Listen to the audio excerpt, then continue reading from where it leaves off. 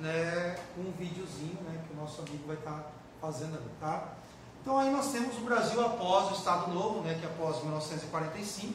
Então você tem o fim do Estado Novo, nós temos, né, a abertura, né, democrática do Brasil e nós temos eleições gerais, né? Então quem vai ser eleito? O presidente da República vai ser o Eurico Gaspar Dutra, né? Esse cara está ligado ao PSD e ele era apoiado, né, pelo PTB. E esses dois partidos eles eram de orientação getulista, né? Então lembra que o Getúlio Vargas, através de toda a propaganda, né, do DIP, ele acaba passando como o pai dos pobres, né? Então o Getúlio ele sai do poder em 45, inclusive ele é eleito senador por 2 estados, né, do Brasil naquele período. Então o Getúlio Vargas, né, ele acaba tendo muita influência na política nesse período. Aí nós temos, né, além desses 2 partidos, tem outros partidos políticos, né, que são criados no Brasil. Então você tem, além do PSD e do PTB, nós temos a UDN, tá? E o Partido Comunista, a gente não pode esquecer que o Partido Comunista, né, ele volta à cena, né, no Brasil depois de ser colocado na ilegalidade, né? E aí eles aprovam essa nova Constituição do Brasil. Então, a Constituição ela vai ser promulgada no dia 18 de 9 de 1946. Então, esse mês, essa Constituição ela faz aniversário, já que nós estamos no mês 9. E essa Constituição ela vai manter alguns princípios básicos. Quais são os princípios básicos? A democracia vai prevalecer no Brasil e o Brasil vai ser uma república democrática, né? Mantém-se, né, o direito, né, de voto, né, maiores de 18 anos, exclui-se os analfabetos, os cabos e os soldados, entendeu? Não tem direito a voto nessa nova Constituição, né? A questão do direito trabalhista, né, vai ter direito à greve, né, preserva-se, né, os direitos trabalhistas nessa nova Constituição. O direito do cidadão, né, princípio, também um dos princípios aí, tá, dessa Constituição, que seria a liberdade de pensamento, a liberdade de crença religiosa, né, a liberdade de expressão, de locomoção, de associação de classe, tudo isso ele é mantido. O mandato eletivo para presidente vai ser 5 anos, é estipulado 5 anos, né, sem reeleição. Importante destacar que não havia essa questão da reeleição. Deputado federal, né, 4 anos, assim como deputados estaduais, e o senador 8 anos. Nessa época, né, 3 senadores por estado. Não existia essa regra que existe hoje, né? E o Dutra, ele sobe ao poder em 46 e ele fica até, né, 1951, que é o período, né, do governo de Eurico Gaspar Dutra, né? Quando o Dutra ele sobe ao poder em 46, nós temos o início da Guerra Fria.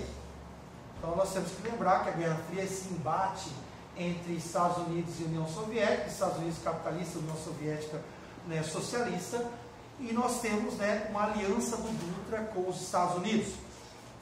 O Dutra, né, a partir do momento que ele se alia aos Estados Unidos e ele tem um lado, ele vai agir de forma autoritária com o Partido Comunista, né? Então o Partido Comunista ele vai ser colocado na ilegalidade.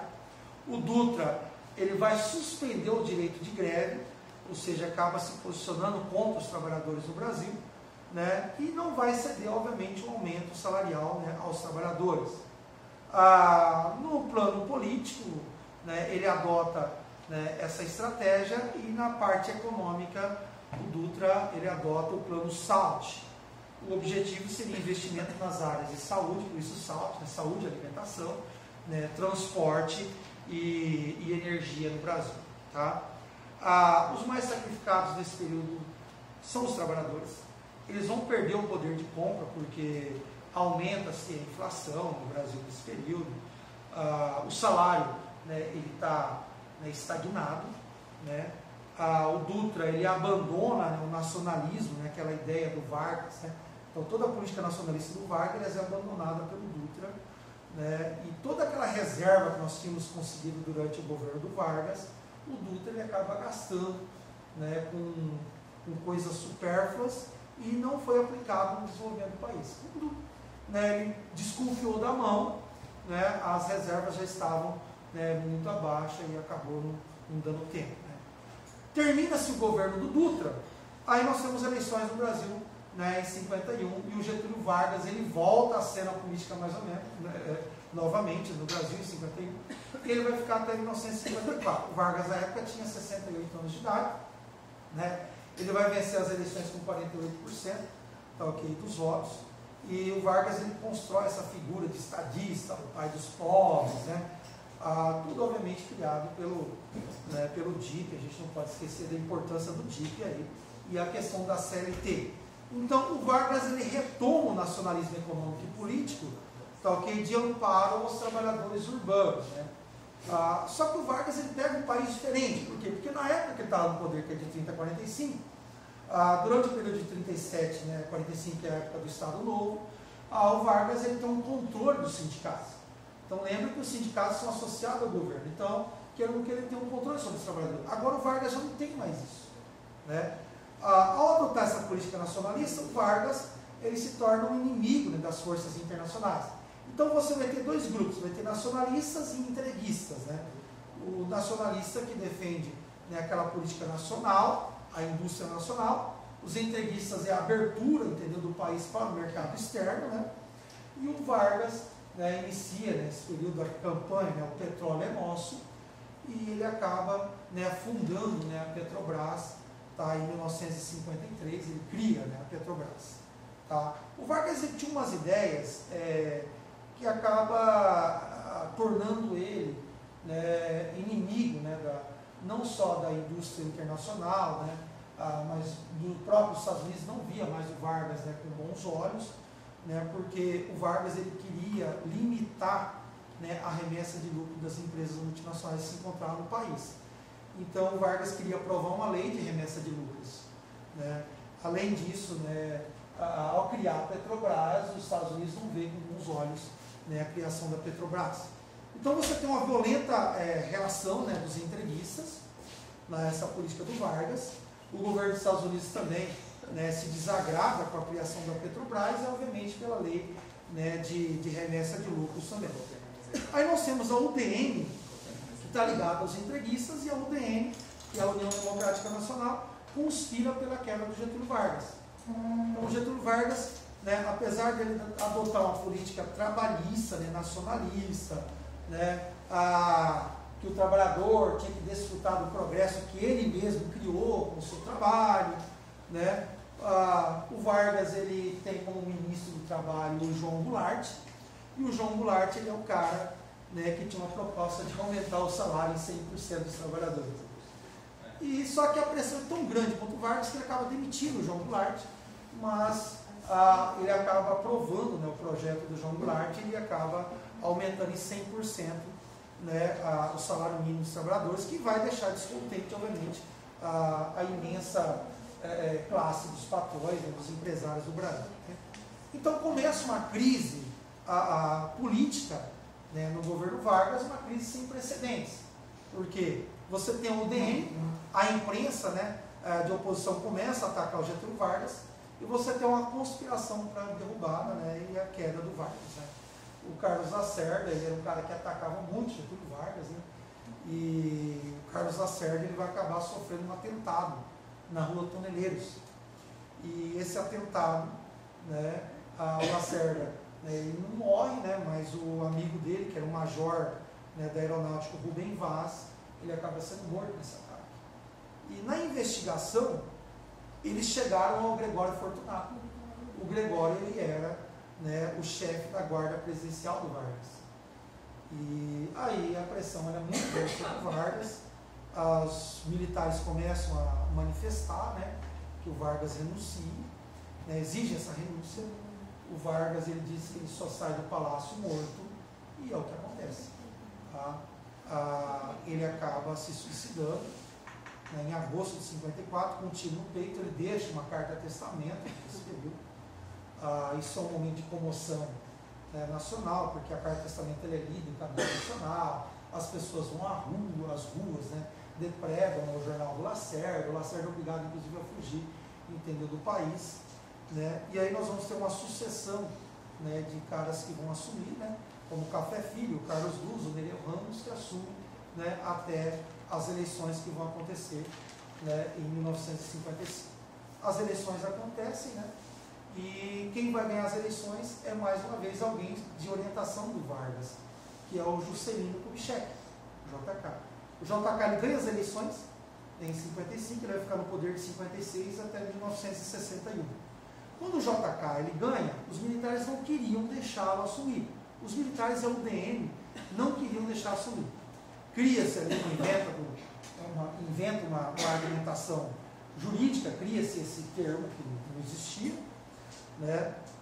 O Juscelino ele ganha as eleições, né? Ele está ligado ao PTB e obviamente, havia o PSD, que era de orientação getulista, e aí ele traz como vice o João Goulart.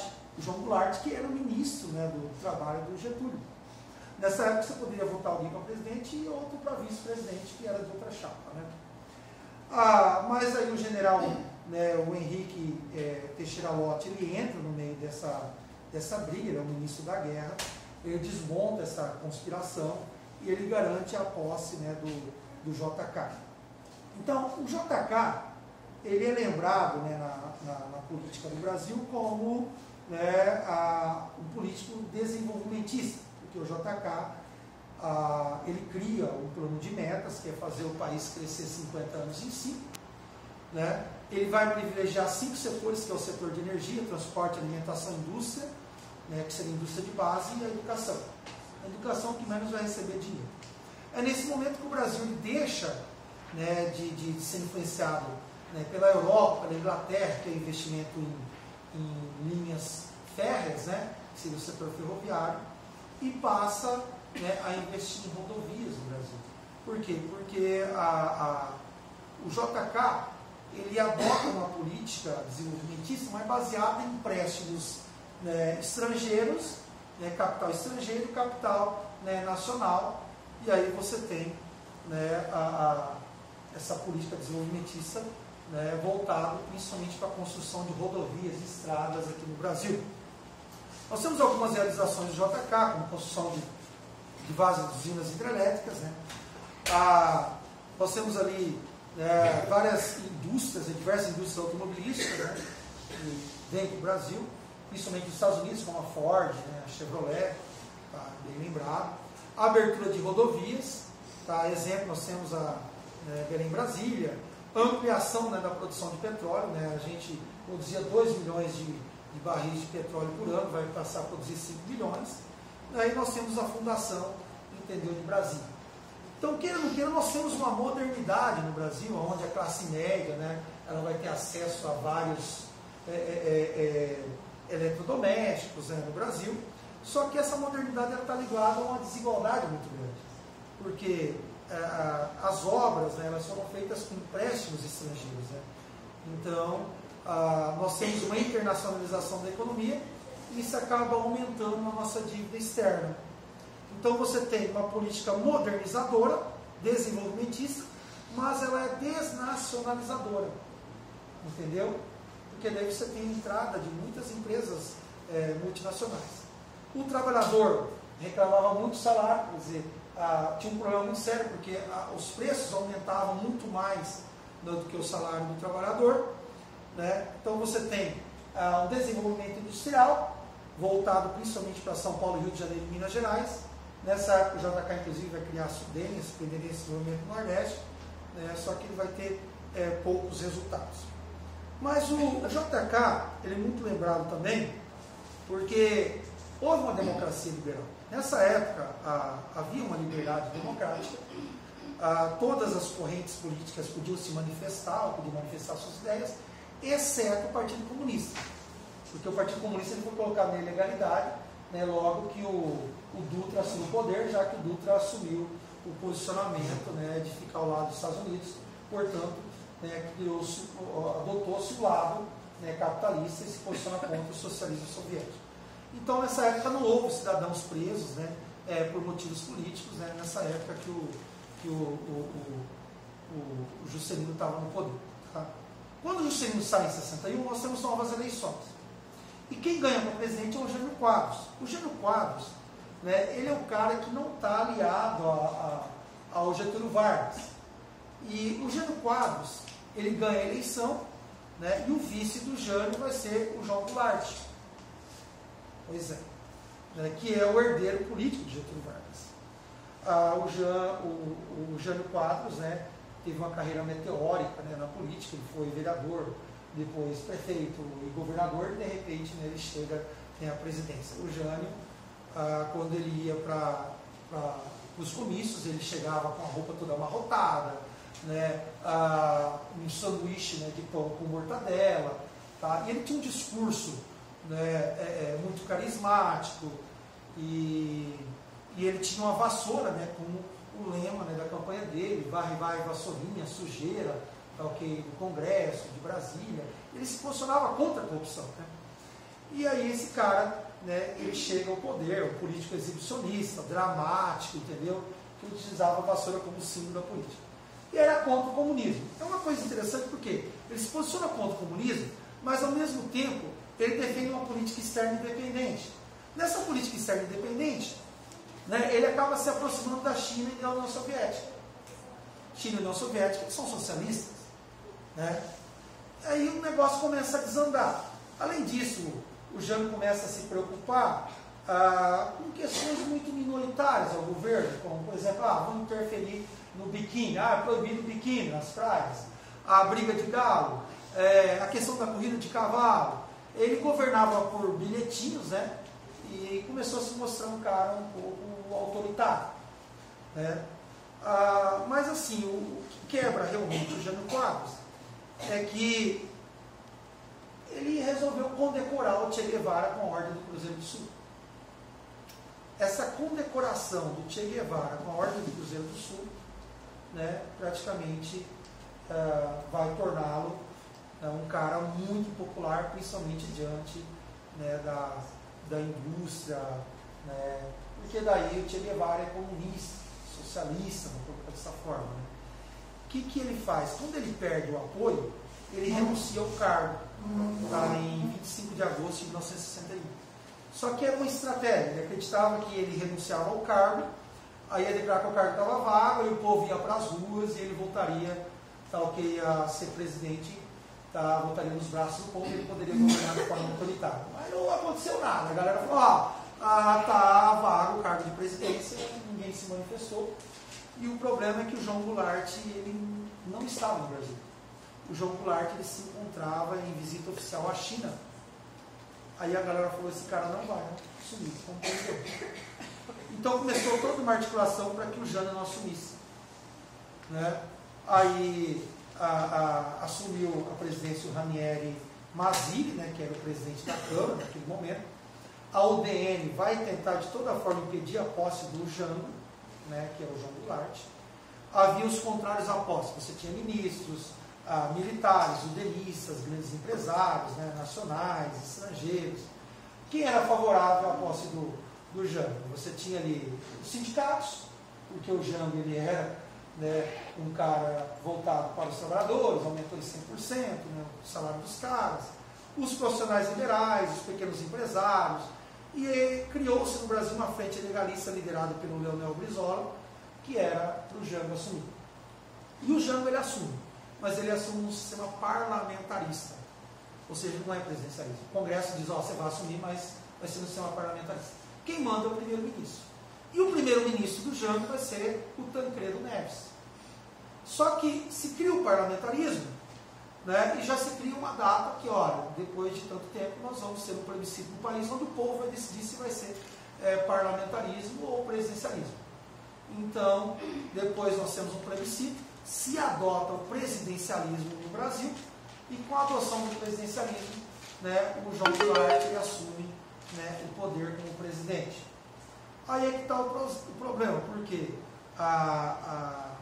o Jango, né, ele acaba criando uma situação de conflito, né, com as classes médias, as classes mais altas, as classes, né, do latifundiário do Brasil. Ele adota uma linha de governo nacionalista, uma política externa independente, e adota no primeiro momento um plano, né, chamado Plano Trienal para o Desenvolvimento Econômico e Social. Isso daí foi organizado pelo Celso Furtado naquela época, né? E qual que era o objetivo? Vamos promover a distribuição de latifúndios improdutivos. O pessoal que tinha, grandes propriedades já vão ficar, né, meio ressabiados. Vamos nacionalizar as refinarias privadas de petróleo. Os Estados Unidos não vai gostar disso. Outra situação, vamos reduzir a dívida externa. Beleza, mas vamos reduzir. Vamos diminuir a inflação, manter o crescimento do país. Não vamos sacrificar o trabalhador. Tá, beleza. Aí, né, como você tem, né, essa situação, né, de reforma que o Jango ele quer fazer, nesse momento vai surgir o IBAD e o IPS. Né? O IBAD, que é o Instituto Brasileiro de Ação Democrática, né, e o IPS, que é o Instituto de Pesquisa, né, de Estudos Sociais. Ambos esses dois institutos está, né, ligado né, aos Estados Unidos, está ligado, né, aos políticos, né, entreguismo e às empresas multinacionais. E, obviamente, você tem os grupos, né, dos entreguistas, tá, okay, que vão votar contra as propostas do João Goulart. E o João Goulart não consegue aprovar nada. Então, o que ele vai fazer? Ele vai para os comícios, ele vai, né, para o povão. Né? E aí, em frente à Estação de Ferro Central do Brasil, ele faz um comício e ele né, fala da sua reforma, que é a reforma de base. Na reforma de base, o Vrano queria a reforma agrária, que seria facilitar o acesso à terra a milhões de lavradores, a reforma urbana, que seria socorrer os milhões de favelados, a reforma educacional, aumentar o número de escolas públicas, né, e combater o analfabetismo, a reforma eleitoral, dar direito de voto aos analfabetos, participar da vida pública, a reforma tributária, né, que seria corrigir as desigualdades sociais, e colocar sob o controle as empresas multinacionais. Ele queria aprovar aquela lei de remessa de lucros, entendeu? Óbvio que isso não vai dar certo, né? Porque aí nós vamos ter ali uma marcha, né? A família, né? Família com Deus, né? Classe média, os católicos, né? Se posiciona contra o Jango, e nós vamos ter o golpe civil militar em 64. Então, contra os governos e as reformas, havia as classes mais abastadas, né, que vai organizar vários protestos aí em várias cidades, e a Marcha da Família com Deus e a Liberdade, né, acaba, né, tendo uma importância muito grande. E aí vamos ter ali um momento fatídico também, que vai ter uma rebelião de sargentos, né, por direito ao voto, isso é muito longo. E o Jango não vai punir os caras como deveria punir. Isso representa uma quebra da hierarquia muito grande. Né? E aí, no dia 31 de março de 64, explode uma rebelião das Forças Armadas, né, contra o governo do João Goulart. Isso vai iniciar em Minas Gerais. Teve o apoio de São Paulo e Guanabara. Os Estados Unidos, né, também apoiam com a Operação Brother Sun. E o Jango ele acaba deixando o Brasil no dia 1º de abril de 1964. Ele vai para um exílio, okay, político no Uruguai. E aí os militares assumem o poder. Então, você tem uma aliança, né, da sociedade civil com os militares, né, e aí eles tomam o poder. Esse golpe civil militar, ele era um golpe civil militar preventivo, tanto que teve o apoio, né, inclusive do Juscelino, do Carlos Lacerda, né. O Carlos Lacerda foi um dos caras que mais apoiou esse golpe civil militar, né. Só que quando os militares estão no poder, no primeiro momento, o Castelo Branco ele assume, aí em 64, ele vai ficar até 67, e aí, né, não tem a intenção de devolver o poder para os civis. Ele tem ele tem um vice-presidente que é civil, mas, né, eles não devolvem o poder, deveria ter devolvido. E é nesse momento que ele aprova o ato institucional número 1, que aprova as eleições indiretas para presidente, e começa a perseguir todo mundo da oposição. A UNE, o sindicato, todo mundo que é considerado subversivo, né, vai ser perseguido nesse momento.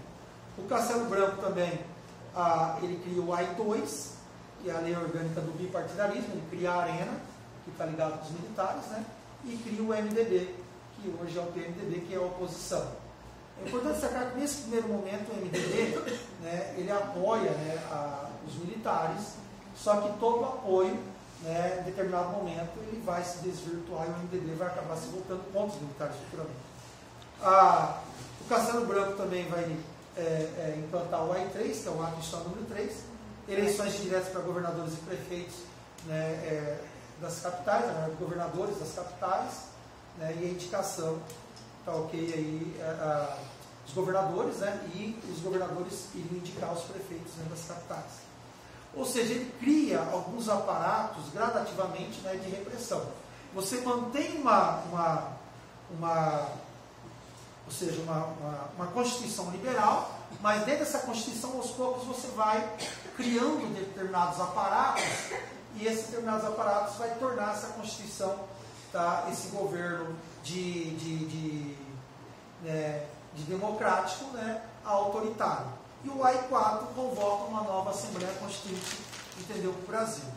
Então, acaba dando mais poder ao Executivo. Toda vez que você tem um governo que dá poder mais ao Executivo, você tem, né, uma ditadura. Tá? Na economia, nós temos aí a criação do PAEG, né, que é o Programa de Ação Econômica Governamental, controle de preços e salários, cria-se o BNH, que é o Banco Nacional de Habitação, né, e você vai ter mais impostos, tá, mas você vai ter mais exportação, entendeu, no Brasil, né, nesse período. Então a gente acaba criando uma situação que acaba favorecendo muito, né, a economia brasileira. Nós temos uma aliança para o progresso, essa aliança envolve o Brasil e os Estados Unidos. Tá? A gente adota aí, né, essa política de aproximação com os Estados Unidos. E nesse momento nós vamos ter a formação de uma frente ampla, que é a oposição.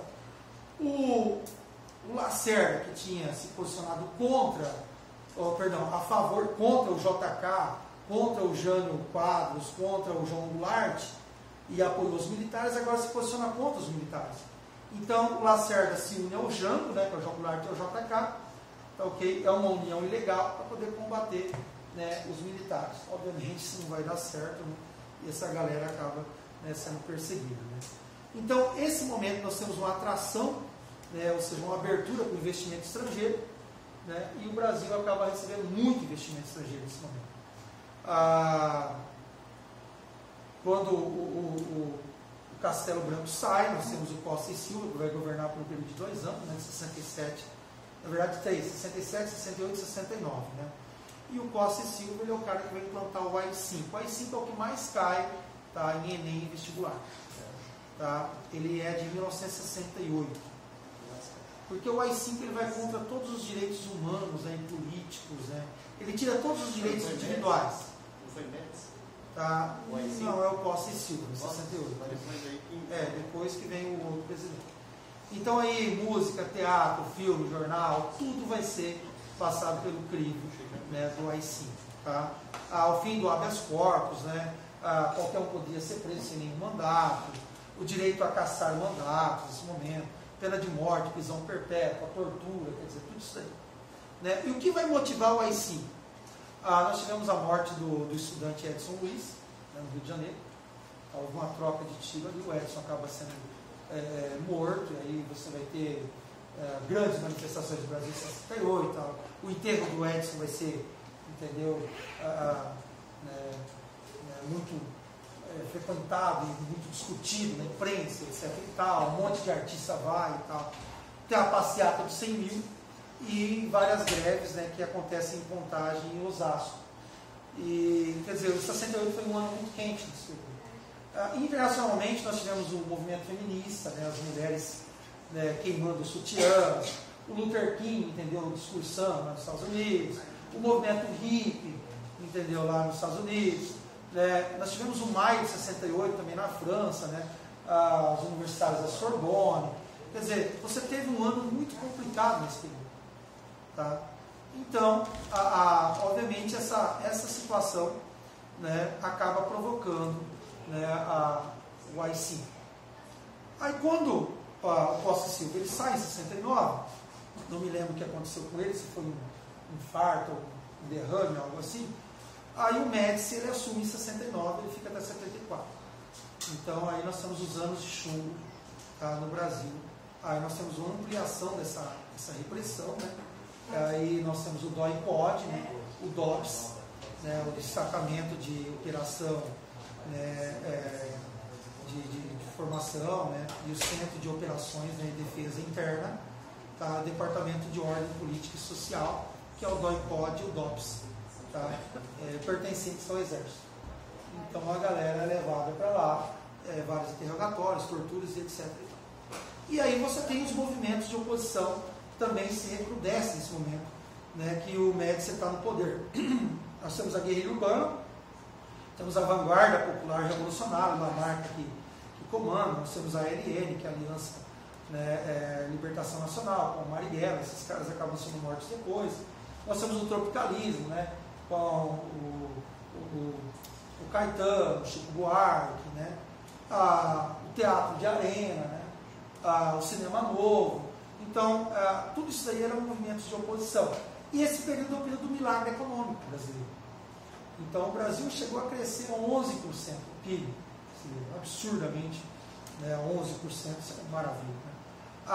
O capital estrangeiro, né, Juro baixo. Exato, porque a gente pegou dinheiro emprestado a juros baixos, né?